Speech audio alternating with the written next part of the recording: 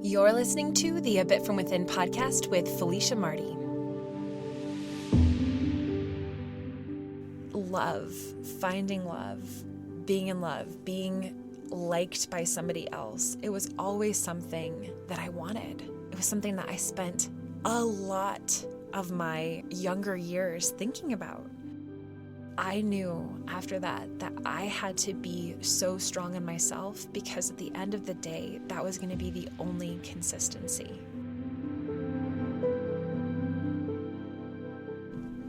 Hello there, and thank you for joining me today for a new episode of the A Bit From Within podcast.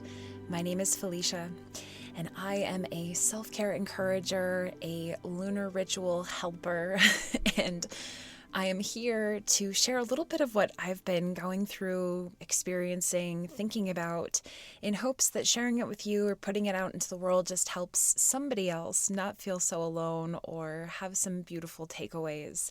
I think we all learn so much from each other, and I am often just learning so much from the people around me. And so it's cool that this podcast is a way that I can kind of be a part of that beautiful circle. Today is Valentine's Day, and I am feeling a little tired today because I had to wake up super early and drive Dave to his first of 40 sessions with a hyperbaric oxygen chamber. I feel like that is the right wording for it. It was kind of cool because when I was picking him up, I actually got to go see him inside of the chamber. Is like this clear tube that he's kind of locked inside, and I had to kind of pick up this phone to be able to ask him how he's doing, and I'm just so proud of him. It is quite a anxious process, I think, especially when it's brand new to you, to be kind of put in this pressure sealed tube, and the effects are going to be incredible for his health. As a lot of you know, we've been going through a heck of a lot of this health crisis that he's been going through. It's been really hard on us, and actually this weekend marked 6 months that we've been going through this. 6 months since his first major symptom and when kind of everything started to unravel. So it's been half a year. That actually, his first symptom happened on our 5th anniversary. And so this weekend, Valentine's weekend, is always our half anniversary. And because we were in Chicago filming my cousin's wedding during our first anniversary, and we were going through all this stuff, and he wasn't feeling good and really scared, and all this stuff happened, we tried to just have a little bit more fun, try to get back to our I don't want to say back to our relationship, because we've done a lot of growing in our relationship during the past 6 months. But I guess just to do something that gets our mind off of all of the hard stuff we're going through. So I had actually signed us up for this. It's called what do they call it? It's basically like a coffee table that has like a resin river through it. I think that's what they call it. It's like a resin river coffee table workshop. So we actually went down to this community workshop in Denver, and they had all of the supplies for us. We got to pick our board and saw it in half, and then sand down the sides, and then kind of prepare the base to be able to pour the resin into it. And we got to pick a color for the resin river, and we picked this really beautiful kind of, it's called sky blue, but to me it feels more like Caribbean blue. Like it has this really beautiful ocean feel to it. And so that was really fun, and it was cool to be able to do something that didn't necessarily surround food, because a lot of our dates usually do involve like going out to dinner or things like that, but we can't do that right now because he is on such a strict low histamine diet. So we found a different way to do something together, and something to create something for our house. We have had many, many conversations about what to do with a coffee table.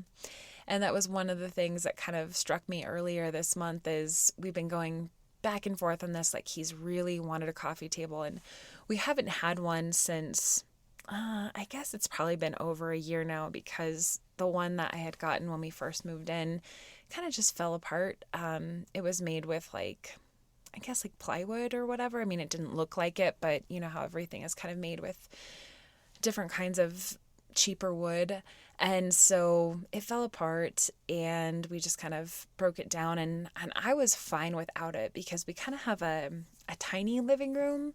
And so, and the dog loves to play on the carpet down there. So I was cool without it. And he let me know very clearly that, you know, while he realizes that I'm fine without it, that it's something very important to him. And so that's when I decided to sign us up for this class. And it worked out just kind of perfectly because it was right before all of this oxygen therapy, and right around our anniversary weekend and Valentine's Day. And so that is what we did on Friday night. And then I just kind of had a normal kind of quiet weekend. Actually, wedding season starts for me next Saturday already. It kind of kicks off. And so things are about to get a little bit busier, and I'm just trying to, what am I trying to do? I'm trying to manage everything I have going on to the best that I can and just be really present with myself. I've been really working on growing the A Bit From Within business. In fact, if you are a Pinterest person, you should check out the work I've been doing for the A Bit From Within Pinterest. I've been creating like a lot of really cool graphics and just trying to get a little bit more of the word out about our website and the lunar guides that I have and everything I'm up to, and trying to create some more stuff behind the scenes too. And so that's where just a lot of my focus has been right now. And to be honest with you, I had to have a kind of like a conversation with Dave last week because my schedule has been kind of a little consumed with work. And he kind of just reflected back to me like, hey, I know you're working really hard, but I don't want you burning out.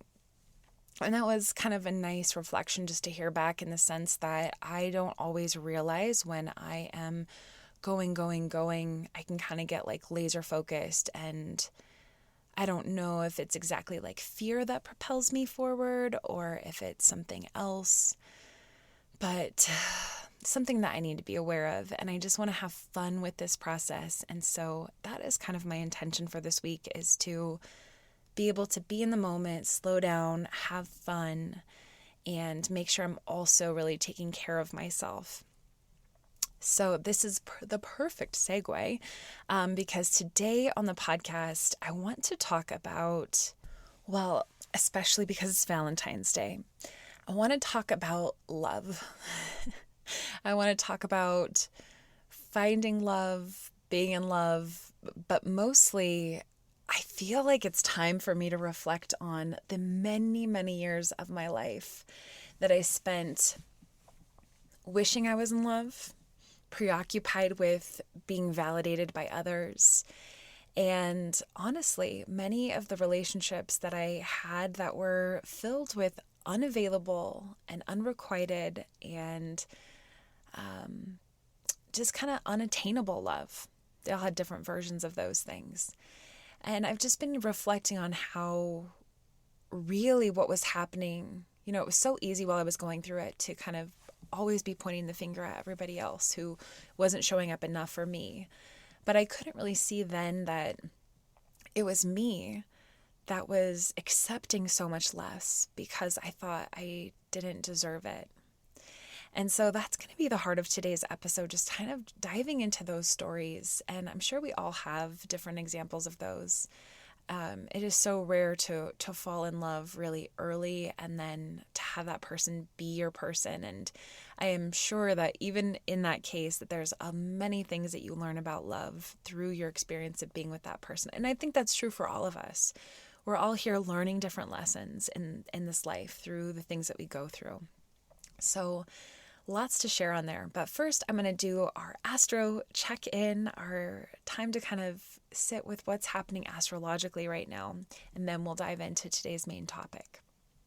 So today, as you are hearing this, it is the day after Valentine's Day, because this always comes out the following day on Tuesdays. And we are preparing for a beautiful full moon this week on Wednesday the 16th. Full moon in Leo. So full moons, just a reminder, are always when the moon is opposite of where the sun is at. So if the sun is in Aquarius right now, when the full moon happens, it's going to be in the opposite sign of Leo. And when we're talking about Aquarius and Leo, anytime we're talking about basically sister signs or opposite signs, there's kind of a common thread, like a bond that they share. Maybe a desire that they want, but very different ways of going about achieving it. And when we think about Aquarius and Leo, we have a fire sign and an air sign, both very much unique and powerful.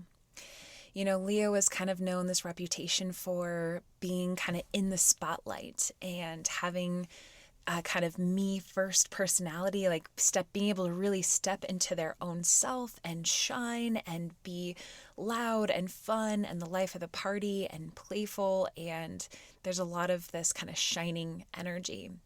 And Aquarius is kind of similar. There is this sense of knowing one's place and one's importance.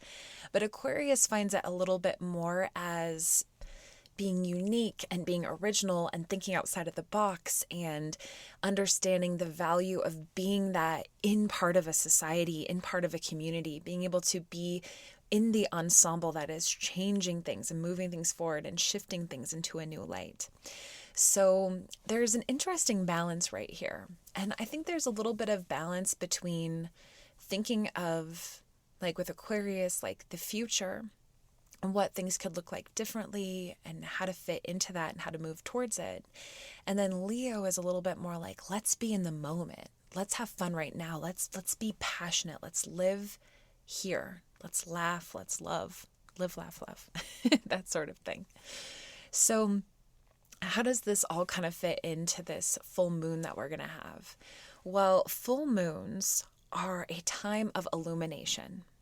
They're kind of the apex of this kind of cycle that we go through when we start at our new moon phase. We go through and we're kind of working towards things, and all of a sudden 2 weeks later there's this ton of light in the sky. There's a lot of energy, and there's this feeling that we can actually kind of see more clearly what it is that is in front of us. So this could be a time of realizing that something needs to end in your life, right? The full moon can actually be it's time. It's time to cut the cord. It's time to say goodbye. It's time to find release. It's time to change your ways. It's time to realize that what you've been working towards, you're not going to be able to get there if you don't let go, if you don't find release. And so maybe all of this illumination is helping you see that. It can also be this time of total celebration, and clarity, and these aha moments, oh my gosh, look, this is how it's all coming together, and I can see it, and I can see every little part of it, and now I know where I'm going. So I think whether you're looking to let go, looking to release, or looking to celebrate, there is something about this full moon energy that is about actually playing part in what you're going through in life, instead of kind of turning your back on it and ignoring it. And there's lots of, different kind of rituals that you can find for a full moon, and it kind of depends on what you're going through. It's funny because I've been reflecting a lot on lunar rituals, because I'm actually trying to create something right now that's a standalone guide of 16. I think it's going to be 16. I guess we'll find out when I finally finish it. But it's kind of a collection of different rituals that we can go to, because, every month I share a free guide on my website, and it comes to all of the members of the Patreon. And it's basically kind of a little bit more of what's happening right now with astrology. It kind of goes more into the zodiac signs, and in a very relatable way, very much in the way that I'm already talking to you about all of this. And in those guides, I include a full moon ritual or a new moon ritual or both. And this month, if you check out the guide, I'm suggesting a moving meditation with this full moon. And part of the reason that I'm recommending that is because we've got this fire and air dynamic, this movement-oriented element. And I like playing to the elements of the zodiac sign with each of the rituals. But the thing that I've found that all rituals have in common is that there's work that you have to do. And, I think that's something that many of us crave, is this idea that we can just buy a class or buy a book or buy something and have it all, kind of just unfold correctly, right? Like, it's kind of like that pill popping mentality around like, I just want to take a pill and then just feel better or have this thing happen. And it kind of goes against how our reality really is, and that we have to be and play an active role in what we want to create in our lives, specifically when talking about like the lunar rituals and things. So as much as it would be, I think a lot of people, when they're looking for a ritual, they crave something that's like, pray for 3 minutes, turn around in 6 circles, pour some lavender into a bowl, and then like pour it on your head or something. I don't know. Something that's like very concrete. Like, if you do these things, then this will happen. And I can relate to that, because who doesn't want that kind of certainty, right? Like, we don't like living with the uncertainty. We don't like that. But what I think is more important with rituals is that you do meet yourself where you're at. And that the whole point of finding any kind of ritual is being able to commune with the divine. And whether that is God or your highest self or just the universe, whatever it looks like through your lens, you have to show up for it, right? And part of this work that we're doing on ourselves and being self-aware and trying to transform ourselves and work on ourselves and grow is really about, you have to put in the work, right? Like, you can't just have it all come naturally. You have to, so many of the rituals that I put out include prompts for journaling and ideas to get you thinking about things in a new way, and mixing it with either visualization or meditation or prayer or breath work or just something that kind of accompanies it. But it's usually you still always, you are in control of figuring out, what is this path that I'm going to take with this ritual. And that's why, going back to the bigger point here, is why I think it is so important to have a bit of an awareness around how to use what you're going through right now at this full moon. Because I can recommend something for you all day long, right? And there's plenty of people out there who will tell you, do this, do that, blah, blah, blah. But just because it works for somebody else doesn't mean it's going to work for you. It doesn't mean it's going to meet you perfectly with where you're at today. You might get this idea of something that's like really high energy and social. Like, I'm kind of thinking of how it feels like at like the summer solstice, when like you can just be around a big like bonfire with friends and like celebrating the sun and having this sense of lightness. You're not going to want to do that when you've been really low energy and you're feeling stuck and you just need real time to go inward, right? A ritual for you at that point might look more like brewing a cup of herbal tea and curling up in the softest blanket you can find and just giving yourself X amount of minutes to sit and be quiet and think, right? Maybe you do journal. Maybe you listen to something like a meditation, something that really helps to meet you where you're at. So there's so many ways that you can do it. So you have to remember how powerful you are and how much you are in charge of navigating that for yourself. So that's my spiel. Honestly, I probably went on a little too long about that, but I've just been thinking about it so much. In fact, some point over the next couple of weeks, I'll probably create a standalone podcast that's all about rituals and things like that, so that you can have even more information if you're interested. But for now, I will just say, enjoy your full moon, enjoy that Leo energy. Check out the monthly guide on my site, or I'll just share this with you, is that there is this element of having a lot of fun with Leo, and especially Leo moon, like being passionate. And maybe what this is like a little bit of the moon shining light into the areas where maybe you can really take focus of where like you're not having much fun, like where things are a little stuck. And then you've got this Aquarius energy of like, okay, well, how can we change that? How can we break outside of that?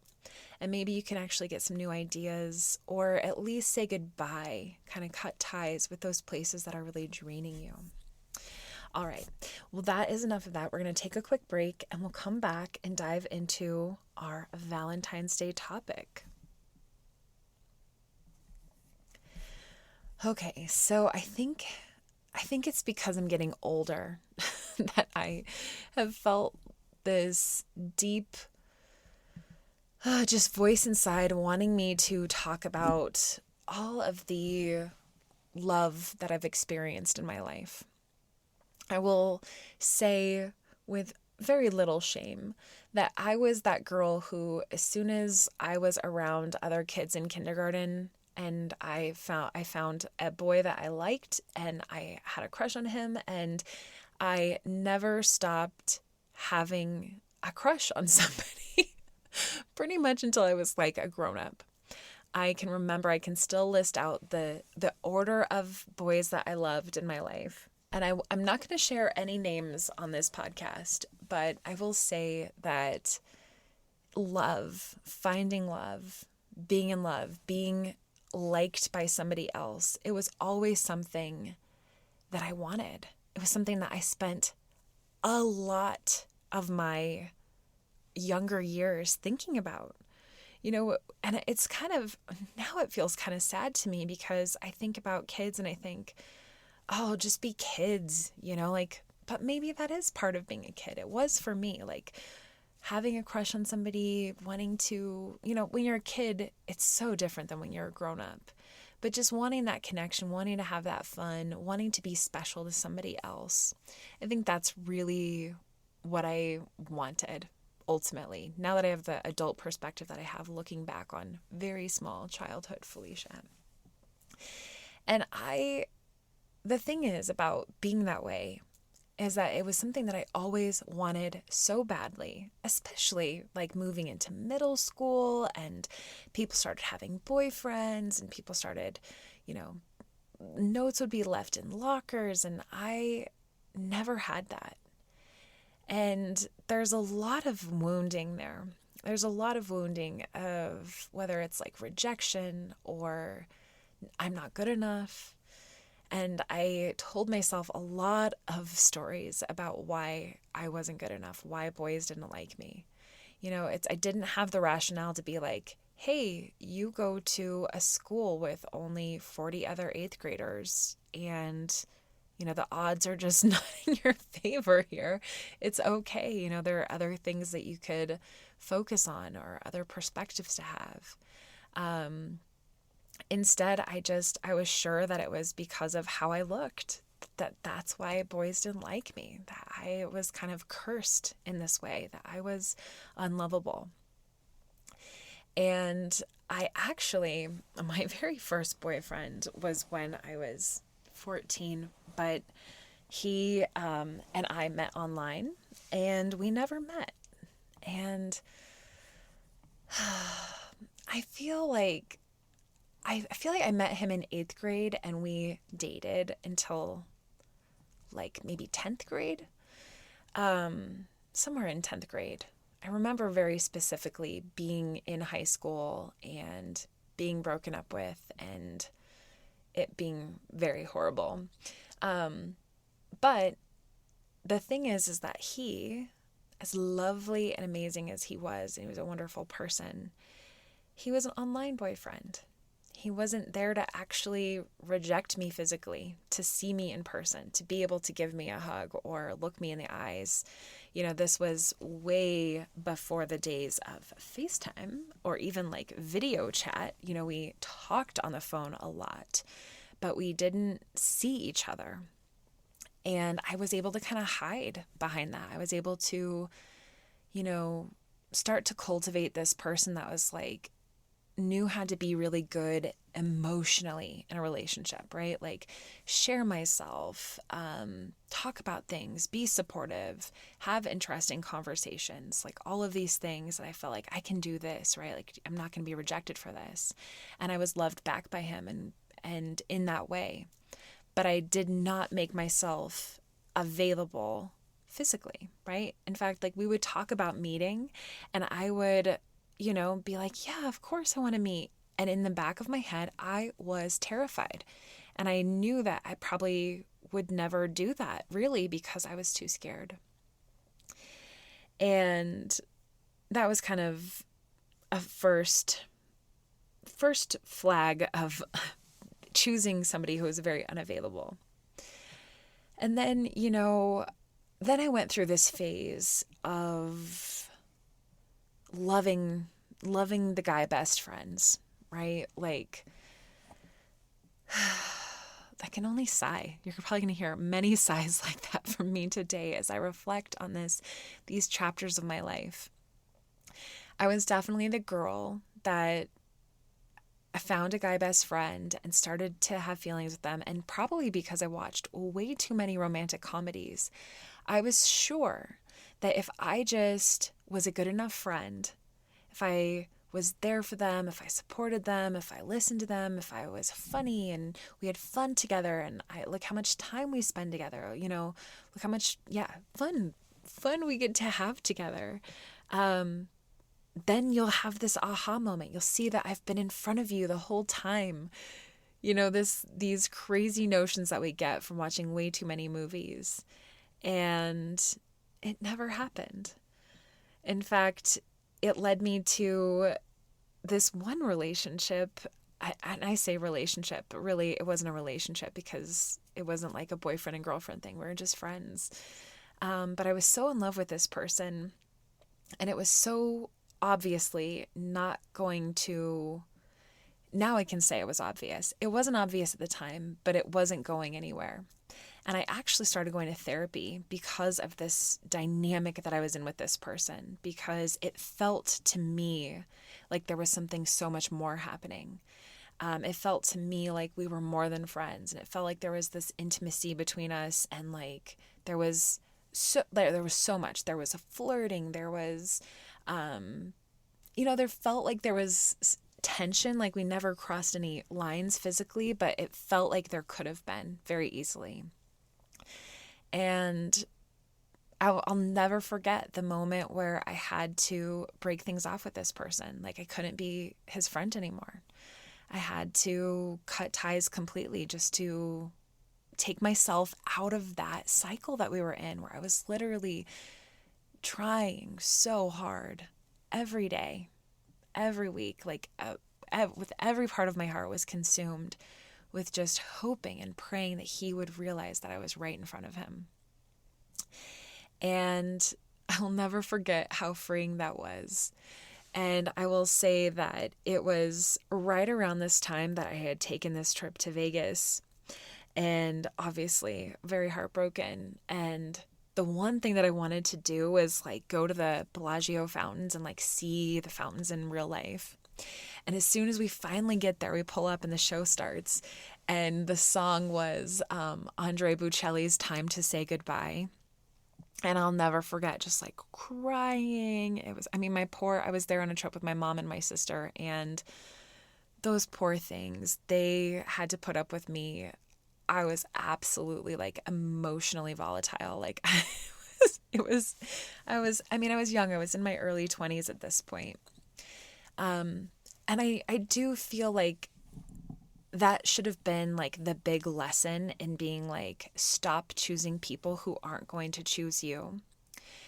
But there was one more that came after that where, again, I kind of fell into this friendship with a guy, and with him, there was this amazing creative energy, and we had so much in common when it came to talking about, I was in college for theater, so being able to talk about writing and storytelling and plays and acting, and, we had this amazing, like, intellectual connection in that way. And again, I thought, okay, this is for sure it. Like, this is it. And it was not. It was not at all. And that is probably the last time that I chose that version of, I guess that one is like unavailable and unattainable. Like when you're clearly choosing somebody who is, no matter how much time they're spending with you, they are not choosing to move things forward, right? Like they're basically saying like, yeah, I might like you, I might have fun with you, but I'm either not attracted to you or I just don't want to go there with you. And that should have been my sign early on to be like, okay, cool. Well, then I'm not going to invest my entire self into this on the possibility that you change your mind. That is where I hung out a lot of the time for a lot of years. And it wasn't until after that relationship and graduating and my life kind of crashing and crumbling down on me. For the first time, I wasn't in school and I needed to get a job and what was I going to do with my life, that I started working at Starbucks. And that kind of changed into this different chapter of when I actually did start dating. I was, I think like 22 or 23 at the time that I like first started to date people and start to be there in person with them and have guys like me back and, you know, explore what it was like to be in a relationship. And I found a lot of guys in that next phase of my life and a lot of relationships where they were emotionally unavailable. You know, like we would hang out and we'd have fun, but then like there was none of that like intimacy that I had with my friends up to that point, like the friends that I loved way more than friends. There was a feeling of holding back, and those ones dissolved very quickly. And then I kind of ended up in another long relationship that just, it wasn't an available relationship. We tried. There was a lot of love there. But in the end, like, it wasn't going anywhere. And it should have been so clear to me near the beginning that it wasn't actually going to go anywhere. And instead, I spent 4 years in this crazy cycle thinking, like, if I'm just patient for long enough, I will get through this. It will work. And I, as an aside, I think it's important to say that I think there's a lot of things that we learn wrong about love, whether it's from our parents or from movies or from just a lack of real conversations about real relationship dynamics. You know, I also probably blame a lot of this on the church, the Christian church, because that is what I knew growing up, is what the Christian church taught about what it was like to be in a relationship and what a man and a woman do together and how they're supposed to function and how important it is to find somebody right away so that you can start having kids. Like, those messages were very much infused in me from, not really from my parents, but from the world I was saturated in. And I feel like what I was taught when I was younger is that, you know, you have to be really patient with people. You have to give people time to be able to show up for you, because people aren't always going to be able to show up for you right away. And so I think I really took that on as like this, the one thing that I could do really well is I can be patient. I can see your potential. I can see our potential. I can wait. I can see you through it. I can support you along your way of figuring all of this out. And oh man, did I run that story into the ground. And what is hard now, and like, I guess part of the reason like I wanted to share all of this today on this topic is because there is something about being in a relationship that you do have to have a heck of a ton of patience. Like, I think about that all the time. In fact, I had to exercise patience while feeling like I could have the space to come record this podcast because my partner was driving me crazy and in and out of the room and doing all this stuff. And I needed to be patient with that. I need to be patient with him when he's going through this health stuff. I need him to be patient with me when I'm spinning out for one reason or another, or I'm just kind of in a withdrawn mood or whatever. Like, we're not always going to be able to be perfect partners for each other. In fact, we're going to drive each other crazy. We're going to misunderstand each other. We're going to bump into each other in some of the most vulnerable ways because we are learning things from that. But that is a much different kind of patience when you still are in it with somebody who's looking you in the eyes and being like, I see you. I love you. I am choosing to be in this relationship with you. That is a different kind of, thing that you're getting out of the relationship. And I wish that I would never have, bought into this idea that it's okay to be in a relationship where the playing field is so uneven.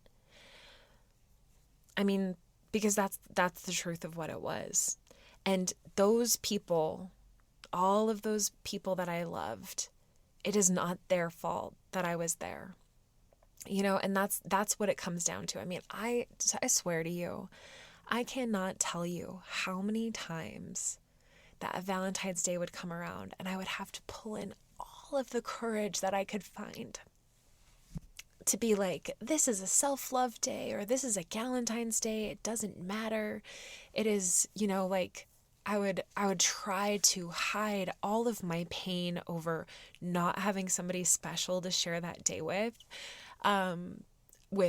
like, oh, it doesn't matter. Like, it's no big deal. It's just a commercial holiday. And all of that can be true as well. But I think the thing is, though, is that if we don't talk about like how much we want to be in love, right? Like, a lot of us, we want to be in love. We want to find that person. We want to have somebody who's going to be there with us when, we're having a hard night, when we go through something traumatic, when we experience something amazing. We want that person to go through life and be able to experience those things alongside of us. And it is really hard sometimes when you are wanting that so badly and you don't have it. And I can't, even though it's been time, like, I think that's why another reason why this is coming up for me right now is, I've been with Dave for 5.5 years, but a lot of the time that we were kind of working our way through this, I feel like I kind of took for granted the fact that I actually had that. Like, once I actually got it and I fell into that and I knew what it was like to be loved by somebody else, suddenly I didn't care that it was Valentine's Day. I didn't need flowers. I didn't need him to profess his love to me or walk along the beach with me or all of these things that I thought love was going to be. I'm like really telling on myself with this episode, aren't I? And that's like, I guess the bigger revelation that I'm having right now is here I am 5.5 years into this relationship. It took us a long time to figure out that we weren't each other's transitional people after really hard breakups, that we really want the same things out of life. Also that like we are going to also be each other's person that is going to push each other to greater heights. We're going to challenge each other, and we're going to sometimes not like each other because of how intense we both are and how different we are. That is something that Dave and I have totally experienced. And yet we do love each other so much, and there is so much that we're gaining out of our relationship. And finally, here we are, 5.5 years later, in the middle of this health crisis, really realizing like, oh my gosh, like, it is so amazing to be able to have somebody who's going to be there for you. And I don't need flowers today. Now, do I love flowers? Yes. I'd probably rather him buy them when they're a little bit cheaper. And, I don't like the roses as much as I like a wildflower bouquet, but I'm not going to be picky. Any gift is a nice gift. But I guess I'm kind of in shock that me, Felicia, the girl who used to literally and who just did get teary-eyed thinking about how badly I wished I had that, now has it. And it's not that I take it for granted. It's just that it's all changed for me. That's exactly it. It's what it's come down to, is that my relationship with myself changed through this. And what I realized is that, and honestly, I didn't find Dave until I had to really have this come to Jesus moment in my life, where it was like, I don't care about being loved by somebody else anymore, in the sense that then I will be validated, then I will be a good person, then I will be a lovable person, then I will be a beautiful person. It wasn't until, the relationship that I was in before I was with Dave, it was also it looked very much like available love and emotionally available, physically available. I thought I was going to marry that person. And it, blew up in my face kind of very unexpectedly. And it was so hard. And if it wasn't for that, I don't know if I would have gone through the amount of grief and the amount of realizing that I have no control over this. It doesn't matter how, beautiful I am, or how much I show up, or how supportive I am, or how many dreams we share together. It could literally all go like that, because the person could change their mind, or life can be cruel, or whatever else can happen. And I knew after that I had to be so strong in myself, because at the end of the day, that was going to be the only consistency, is me being okay with me. And that is what self-love and learning what self-love felt like in my life, was this really true, rising up from pain, from rejection, from dreams being lost, from heartbreak. And then it was different. After that, I was different. After that, I was able to kind of explore things with Dave in the sense of hey, we're really enjoying each other. I'm learning a lot from you right now. And I don't know that we're going to work out. If we do, that would be cool. Probably. And then it was just little step after little step, and we kept moving forward in life together. And now we're at a place where we're like, yeah, you are it. This is what I want. This is who I want to start a family with. This is our life. This is our relationship. And it literally, my relationship with Dave has changed so much of how I thought about love. Because I think I used to think that meeting your soulmate was this thing that happened to you. Kind of like I was talking about during the ritual thing, was if you just got all of the steps right, then this thing would open up and you'd be in love and you'd have love and it would be incredible. And how many of you have had love like that that's been sustainable and long-term? I'm picturing out there people not putting their hand up, because love is hard. It is really hard. Being in a relationship is hard, even with somebody that you are crazy about, that you adore.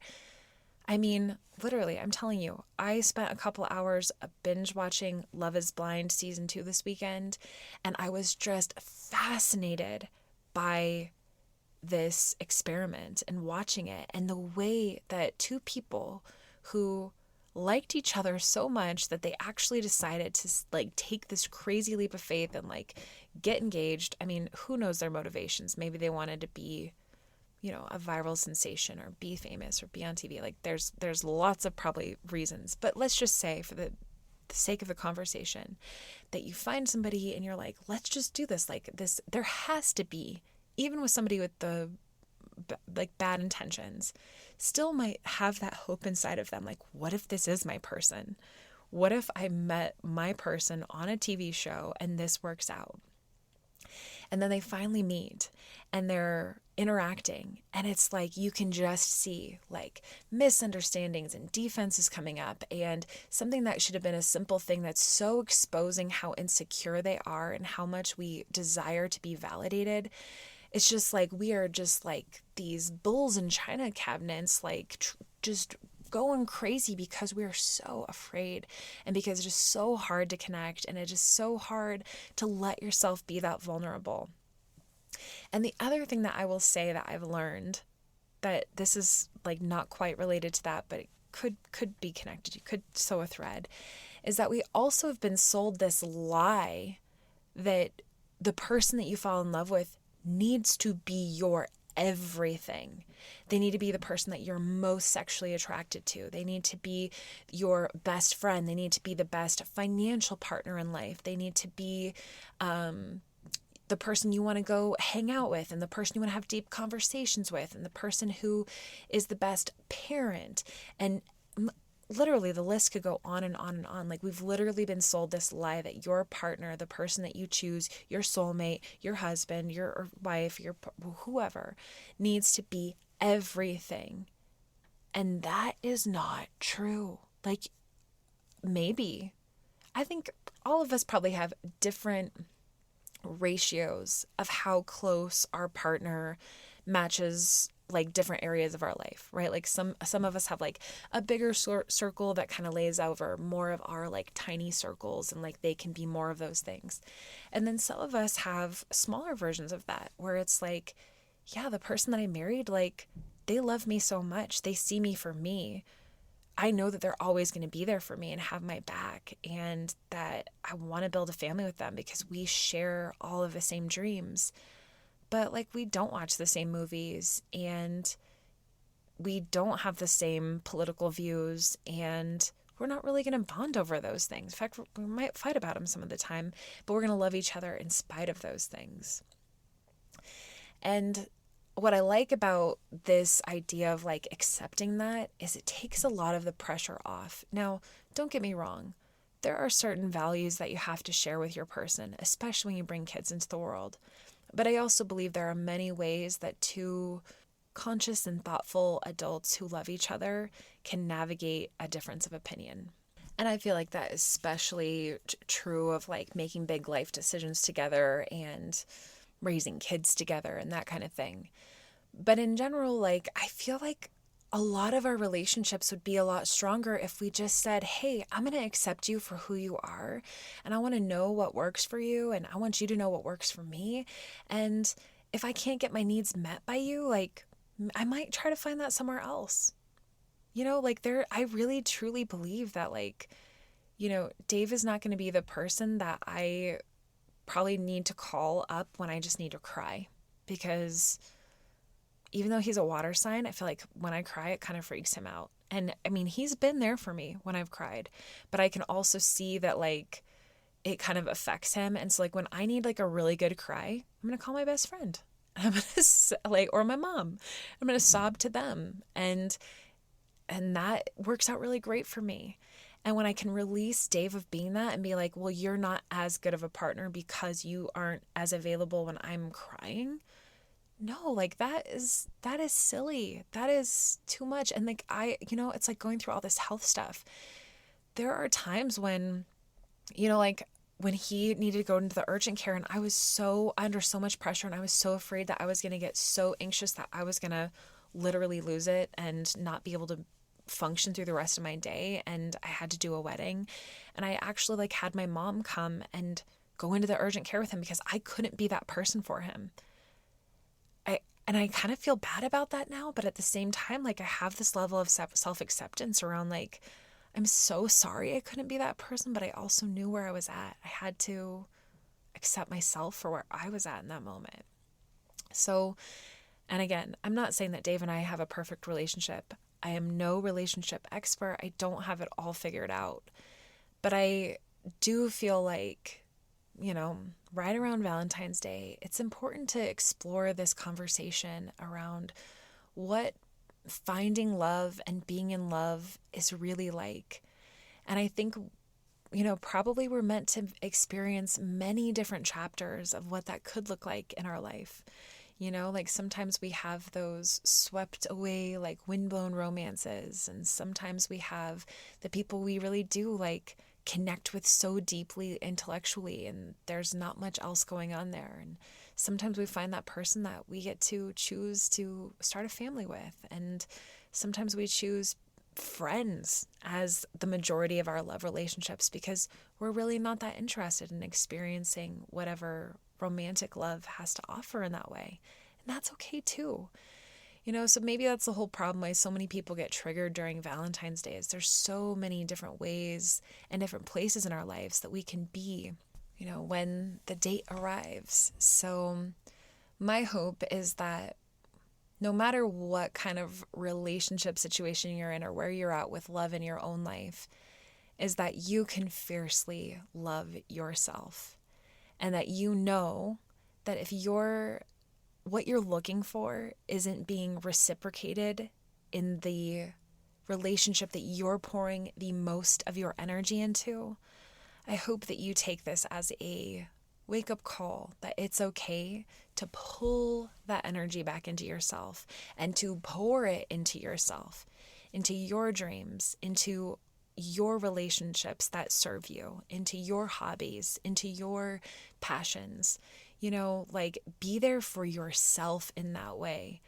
Because if you are pouring all of that into it for somebody else who's not reciprocating it, not meeting you where you're at, it's better to know that up front and to not waste years of your life trying to prove yourself to somebody else, because there is nothing to prove.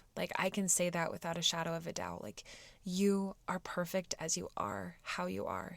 You don't need to change your body. You don't need to, we can all use with working on ourselves, right? We're not perfect in the sense that we don't have work to do, that we don't have something to look at in ourselves. But we are perfect in the sense that whatever is making us feel like, if only I were this, or if only I were more like that is a pure red flag that you are not being met how you need to be met and how you deserve to be received, whether that's a friend or a coworker or whoever, a relationship. We deserve to feel like we are in our own power and that our energy is being met equally. So, all right, let's do a card drawing and wrap up today's episode. I think it's only fitting that we use the Love and Relationships deck. This is the Affirmators deck. We'll see what the universe wants to contribute to this conversation.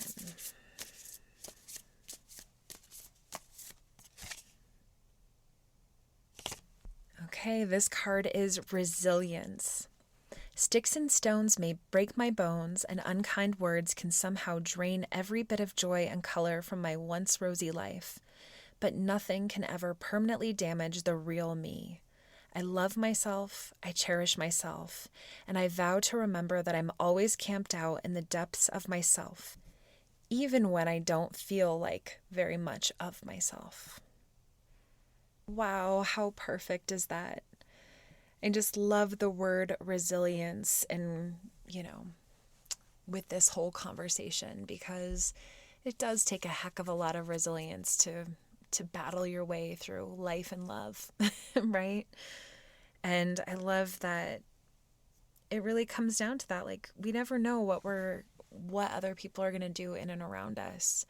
But if we are strong within ourselves and within our own spirituality and belief systems and our own truth, then, we can always come back to that.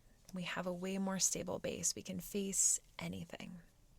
So, all right, you guys, that is it for today. Like I said, if you are loving this podcast, I would love for you to check us out on other platforms, like even Pinterest. Lots of cool stuff there. Our website, abitfromwithin.com, has lots of information, lots of blogs, guided meditations, gentle yoga classes, and a moon tracker if you're really into the astrology stuff. And then, of course, you've got this podcast that you can be listening to every week. We release new episodes every Tuesday. And if you're really loving all of this, then definitely think about becoming a member of our Patreon community. The Patreon is a place where you can listen to ad-free episodes of the podcast. And then you also get gentle yoga classes, guided meditations, the lunar guide delivered to your inbox each and every day. And just an awesome place to just constantly be reminded of how enough you are, and that we are all working our way through our own personal transformations. So, all right, everyone, until next time, I hope you have a wonderful week.